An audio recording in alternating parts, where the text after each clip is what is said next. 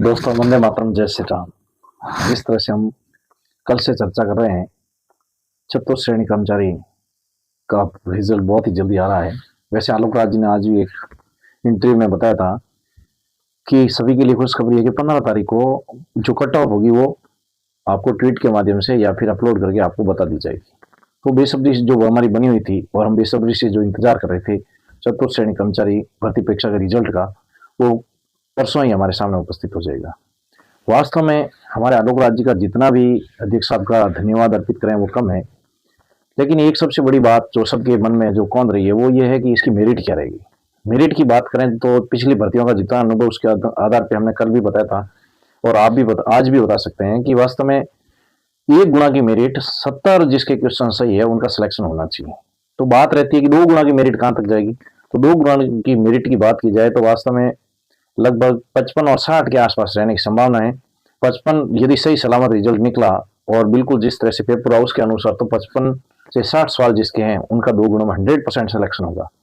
अब बात की जाए लेडीज की, तो गर्ल्स के लिए वास्तव में इस बार इस भर्ती के अंदर बहुत बड़ा मौका है और इसकी लड़कियों की संख्या भी काफी कम है। तो इनकी जो मेरिट जाने वाली है लगभग 50 सवाल जिनके सही है उनके होने की संभावना है। SC ST की बात करें तो उनकी भी बहुत कम रहेगी, भारी संख्या में पद है और इतने जो पोस्टें होती है तो वास्तव में जनरल ST और SC OBC इन सब में बहुत बड़ा गैप रहता है और इसका फायदा सबको मिलने वाला है और हम आशा ही कर सकते हैं वास्तव में। बाकी तो रिजल्ट जो फाइनल निकलेगा परसों आप लोगों को कट ऑफ बताई जाएगी तभी पता चलेगा।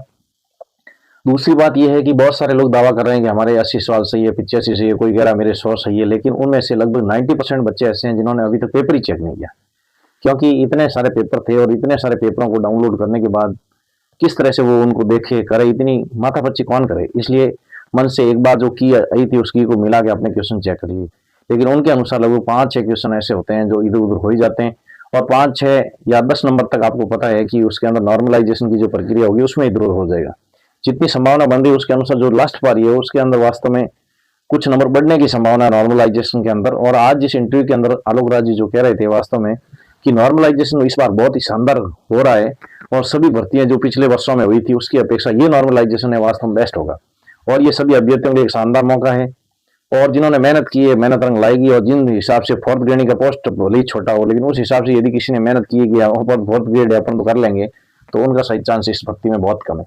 इस भर्ती में उन्हीं लोगों का चांस है जो लंबे समय से तैयारी कर रहे हैं और RAS first grade, second grade, third grade की भर्तियों की जो तैयारी करने वाले लोग हैं इस भर्ती में उनके लिए बहुत बड़ा मौका है।